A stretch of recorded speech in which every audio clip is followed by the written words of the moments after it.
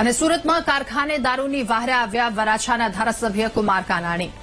MLA Kumar Kanani diamond અગ્રણી દિનેશ નાવડિયાની સાથે ધરણા પર બેઠા અને વરાછાની કેપી સંઘવી ડાયમંડ કંપનીની બહાર હીરા વેપારી કે જેઓ ધરણા કરી રહ્યા છે। કંપનીએ ચેક રિટર્ન કરાવી ખોટા કેસ કર્યાનો વેપારીઓ દ્વારા આક્ષેપ કરવામાં આવ્યો છે।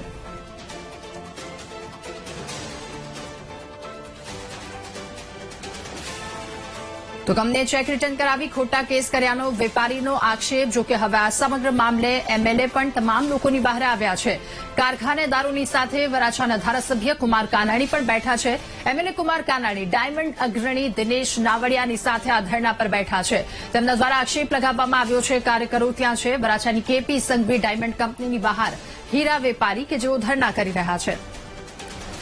વધુ માહિતી મેળવીશું। સંવાદદાતા ધ્રુવ આપણી સાથે ફોનલાઈન પર જોડાયા છે। ધ્રુવ, હીરા વેપારીઓની સાથે હવે એમએલએ પણ જોડાયા, શું વધુ વિગતો? બિલકુલ, જે સાચી વાત છે, સુરતના ડાયમંડ ઉદ્યોગમાં જે ખૂબ જ મોટું નામ ધરાવતી કેપી સંઘવી ડાયમંડ કંપની છે, તેની સાથે જે કામ કરતા એટલે કે તેની સાથે વેપાર કરતા જે કેટલાક કારખાનેદારો હોય છે તેની પર તેણે કેસ કર્યો છે અને એ બાબતનો કેસ કર્યો હોય છે કે તેઓને પેમેન્ટ નથી આપ્યું અને આપી દીધા હોવા છતાં પણ તેઓ ઉઘરાણી કરે છે અને તે બાબતે તેઓએ કોર્ટ કેસ કર્યો છે અને કારખાનેદારોને હેરાન કરી રહ્યા છે।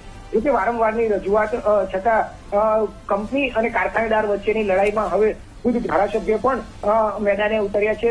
જે તમામ કારખાનેદારો હતા તે જે કંપનીની બહાર ધરણા પર બેઠા હતા અને હવે તો કુમાર કાનાણી પણ આ કારખાનેદારોની વારે આવીને તેઓ પણ આ ધરણા પર બેસી ગયા હતા। સાથે સાથે ડાયમંડ અગ્રણી ઉદ્યોગપતિ જે દિનેશ નાવડિયા છે તે પણ આ જ કંપનીની સામે અત્યારે જે છે તે ધરણા પર બેઠા છે અને વિરોધ કરવા બેઠા છે। તે કંપની જે માલિક જે છે કેપી સંઘવી ડાયમંડ કંપની જે છે તે આ કારખાનેદારોને હેરાન કરી રહી છે, ખોટી રીતે પરેશાન કરી રહી છે, ખોટા કેસ કર્યા છે, જેને લઈ તેઓના કેસ પરત ખેંચી લેવામાં આવે તે બાબતે ખુદ ધારાસભ્ય જે છે તે અત્યારે ધરણા પર બેસીને આ જે કારખાનેદારો છે તેની વારે આવ્યા છે। જી ધ્રુવ, આભાર આપનો તમામ વિગતો સાથે જોડાવા બદલ। મને સ્ટેશનમાં એની મિટિંગ થઈ હતી, પંચ બોલાવવામાં આવ્યું હતું અને પંચની રૂબરૂમાં એની તમામ મિલકતો લઈ અને એનું ચૂકવણું કરવામાં આવ્યું હતું। ત્યારે 50% ચૂકવણું થયું હતું। હીરા ઉદ્યોગની અંદર હજારો લોકોએ નુકસાની કરી છે અને એ બધાના જ રસ્તાઓ આવા જ હોય છે કે એની પાસે જે કંઈ હોય એ આપી દે, એનું ચૂકવણું થઈ જાય।